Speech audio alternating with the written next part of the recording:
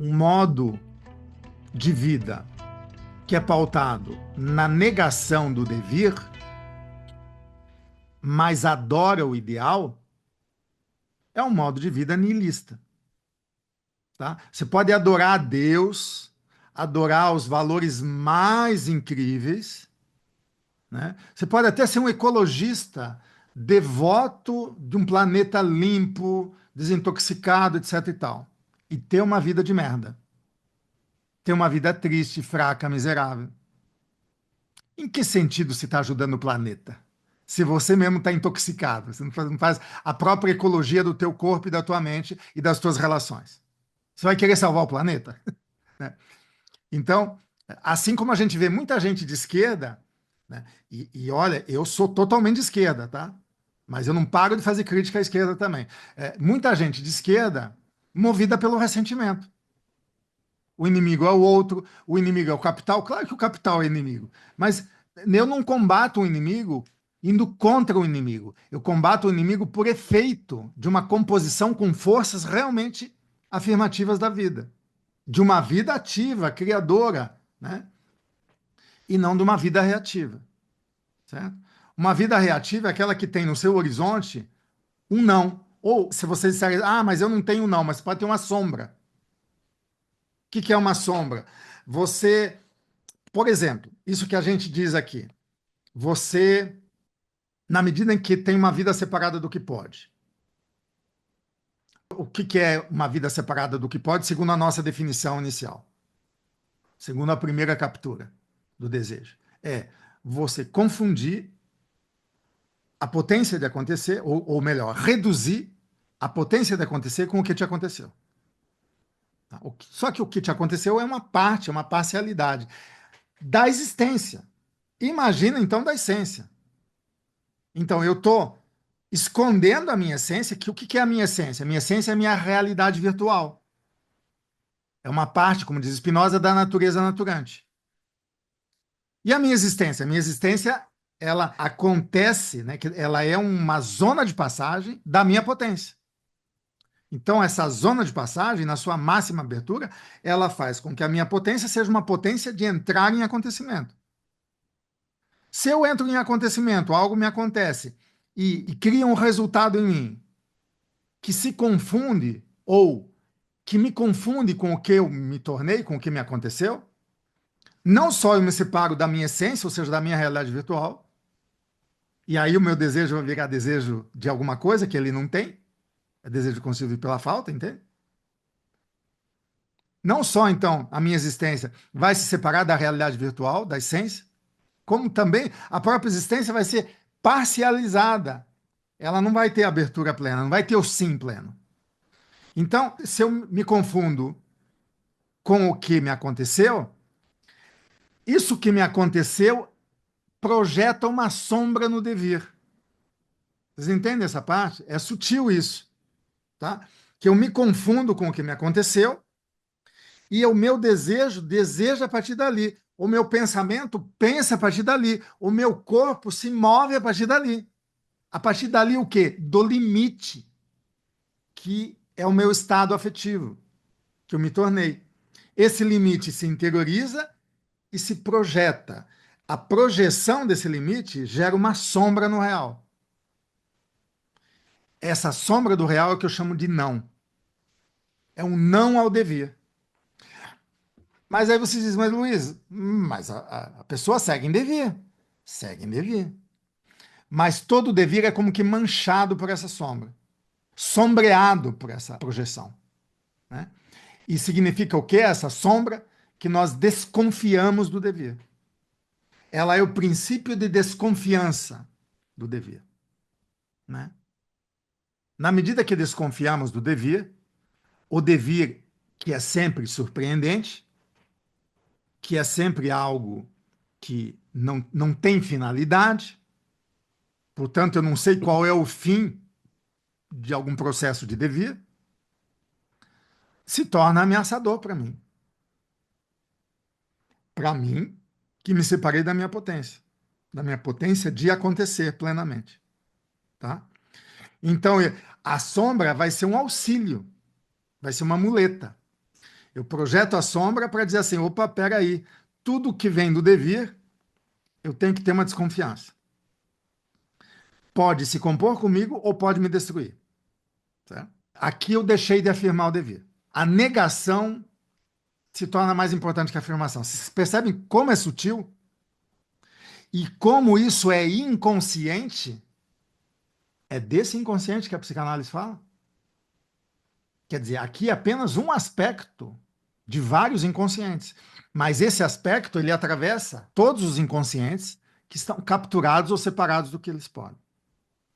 Por quê? Esse aspecto é uma sombra na zona de passagem, lançada na zona de passagem, na zona da existência, naquilo que Spinoza chamaria de plano de composição. Então, o plano de composição, ele passa a ser desqualificado. O acontecimento, ao invés de ser fonte de realidade, de diferenciação do real, eu projeto uma desconfiança no acontecimento. Eu desconfio que o acontecimento, ao invés de ser necessário, ele é apenas casual. Não só desconfio, como vou afirmar isso. Necessidade? Não, é tudo acaso. Essência? Não, é tudo acidente. Consistência? Não, é tudo efêmero. Tudo se desmancha no ar. Entende? Então, olha o estrago que uma sombra dessa projetada produz. Quem projeta a sombra? Uma vida separada do que pode. Como a vida se separa do que pode? Confundindo a sua potência de acontecer com aquilo que lhe aconteceu. O que lhe aconteceu depende muito, né? Mas geralmente essa vida acoplada com uma máquina social precisa ser rebaixada, né? Principalmente nas formações sociais que a gente está. Então, as vidas são rebaixadas desde bebê.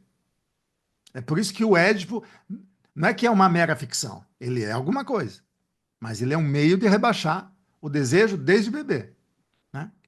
O Édipo é um princípio de triangulação. O que significa o triângulo? Significa que tudo passa pelo vértice. As relações não podem ser diretas, elas passam por uma mediação do ideal, tá? O vértice. O triângulo de piano é isso. E o vértice, no caso concreto da família, é o pai, que incorpora a castração, certo? E a mãe incorpora o quê? A transgressão, né? Não é isso? O incesto, né? Claro que essas figuras elas mudam de lugar também. Aqui eu estou falando do esquema inicial. Mas o que importa? Importa que o desejo, ele, no fundo, ele é selvagem, incestuoso e parricida. Não é isso que é a interpretação do Édipo de Freud? Porque o Édipo de Freud não é o Édipo do Sófocles, né? O Édipo do Sófocles, tudo bem que ele mata o pai e se deita com a mãe, mas numa situação completamente outra, que não tem nada a ver com desejo ou com transgressão. Tem a ver com um regime político, com uma narrativamente que é completamente diferente. O Freud transpõe isso e diz assim, não, isso narra a natureza do nosso desejo. Esse desejo, ele é o quê? Incestuoso? Porque ele se deita com a mãe? Ele é parricida? Porque ele mata o pai? É preciso a castração desse desejo? Porque senão ele é anticivilizatório? É preciso um pai da horda para castrar esse desejo? Né? Então é preciso esse pai, esse lugar de poder, esse vértice que transcende para botar ordem na casa? Né? Então, nós somos rebaixados, sim, desde bebês, né? Jogados nessa condição, para morder a isca. Então, nós somos edipianizados, é verdade?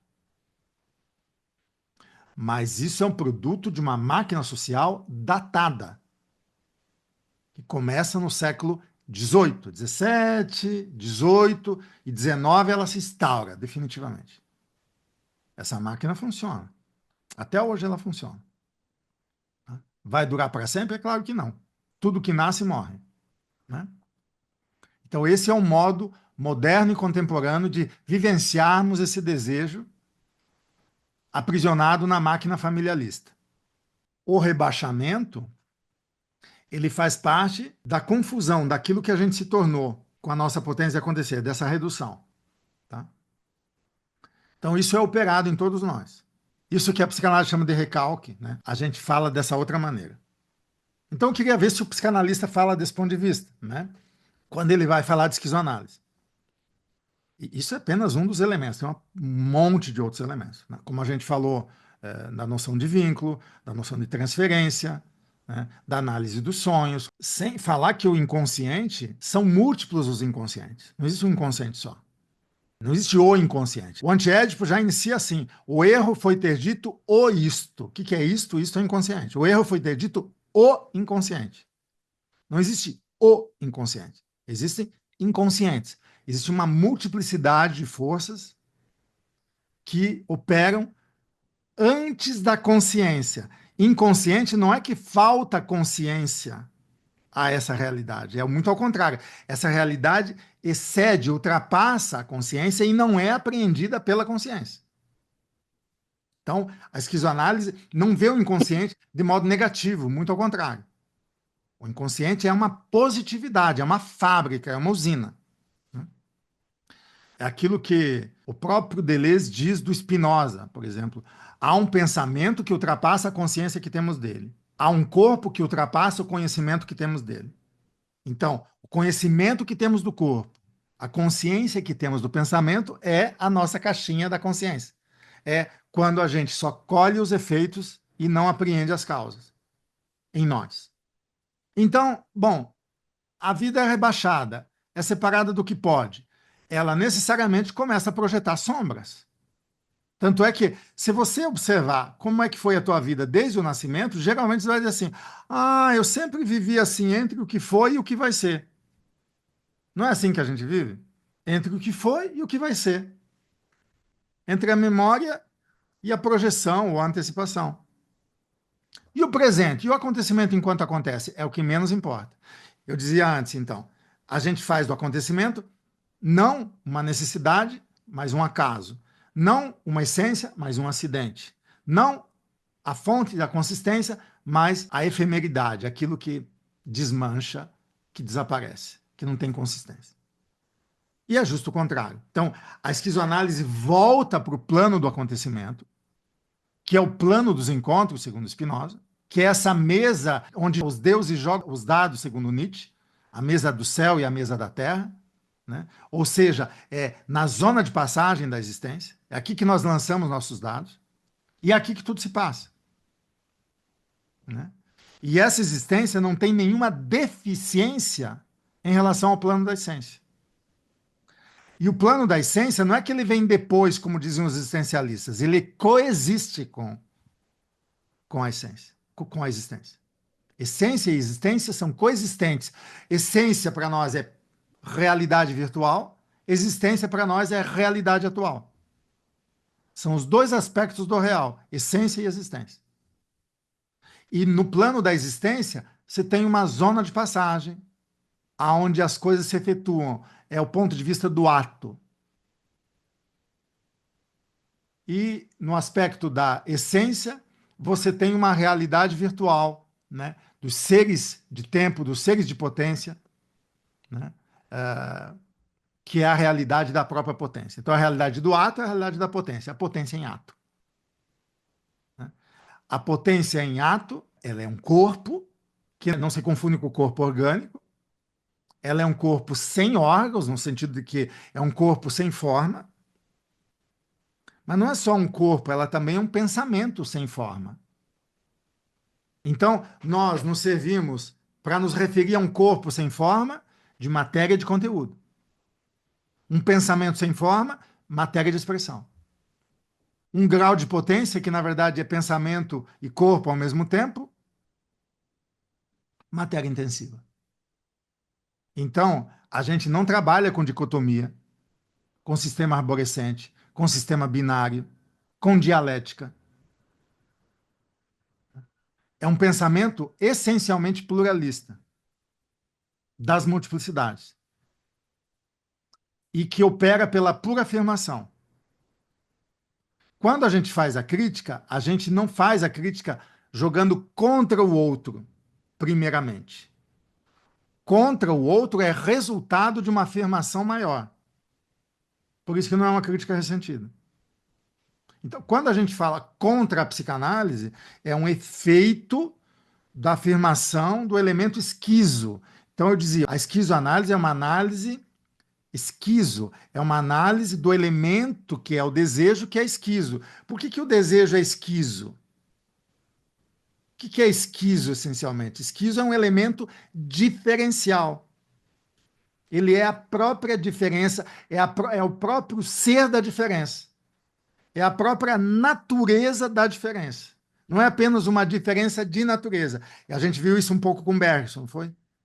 É a própria natureza da diferença, o próprio ser da diferença.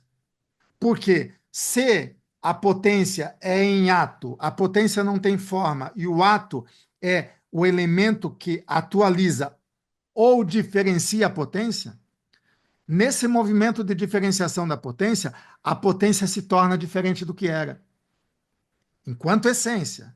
E enquanto existência, é uma diferença nova que emerge na existência. Então, a diferença aparece duplamente, né? Na essência, onde ela se produz, ela modifica a própria essência, né? Ela diferencia a potência de si mesma, e ainda gera um corpo, uma ideia, um modo, uma maneira na existência. Ela cria valor. Então, olha isso. Então, aqui você tem circuitos, né? Potência em ato o ato é o diferenciador da potência. Então, você tem um circuito. Ao atualizar e diferenciar a potência, ela se modifica, se retoma a si mesma a partir do que ela se tornou mais potente e não se tornou um estado que a reduziu. Entendeu? Um acontecido, não é um acontecido. É um plus de potência que entra nela. É um elemento heterogêneo que aumenta a dimensão, a multiplicidade. Né? Cada elemento heterogêneo é uma dimensão a mais da multiplicidade que a potência se torna. Então, ela passa a desejar, a partir desse ato que se atualizou, que a diferenciou, com um plus de potência. Então, ela não é a mesma. Ela se torna diferente de si mesma a cada circuito intensivo, e não intencional, a cada circuito intensivo do desejo. Então, a essência do desejo não é a perversão, como a psicanálise quer, ou simplesmente um modo selvagem, anticivilizatório que precisa de uma lei e de uma repressão. A essência do desejo é a diferenciação. Então, o desejo não está meramente se desviando do ideal. Ele se desvia do ideal por um efeito, por uma consequência.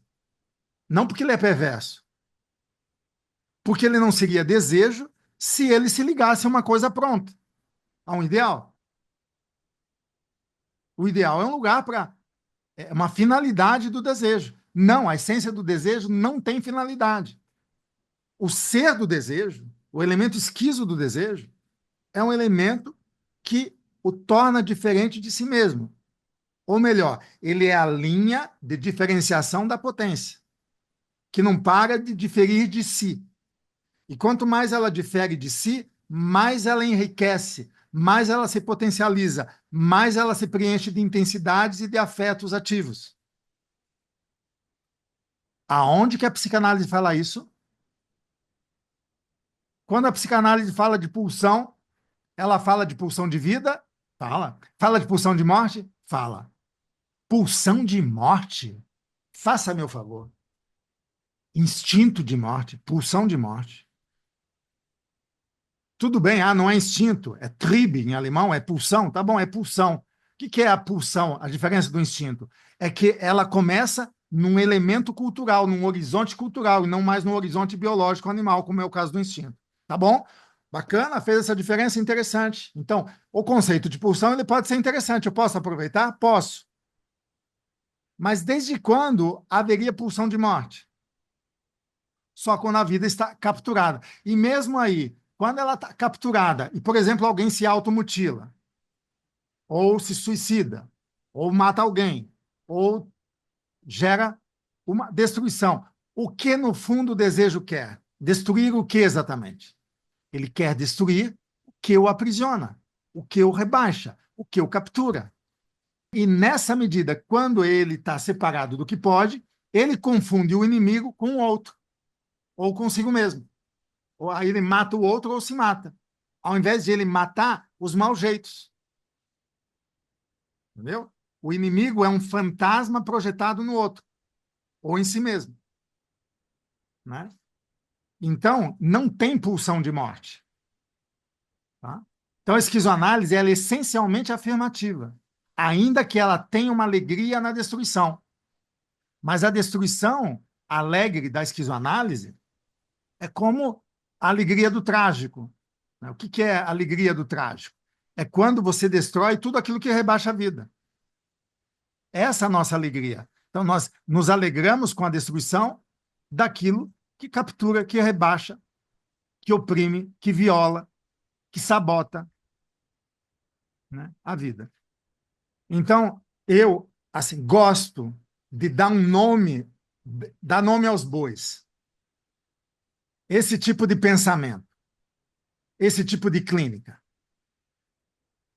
Eu chamaria de tudo, menos de psicanálise, menos de psicologia do comportamento e da cognição, menos de psicologia baseada em evidências, menos de psiquiatria, menos de Gestalt, menos, seja lá a corrente que você quiser afirmar.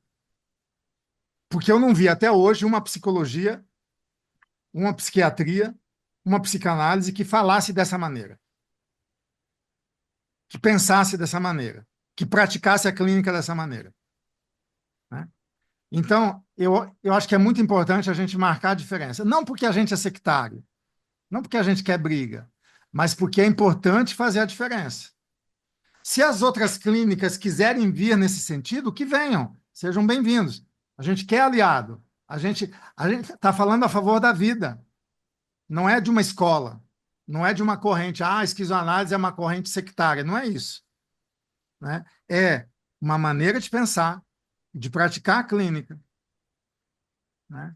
Que não pode fazer concessões e virar funcionário de Estado, como as outras viram. O que é virar funcionário de Estado?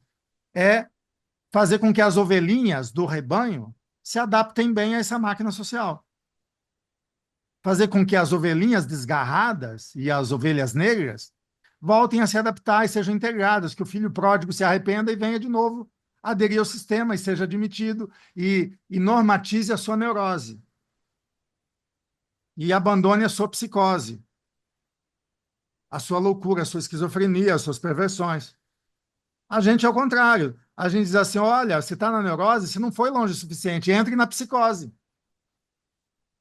A neurose é uma maneira de conter a psicose. E a psicose, na verdade, ela pode ser uma linha de libertação, na medida em que ela se separa daquilo que se chama de realidade.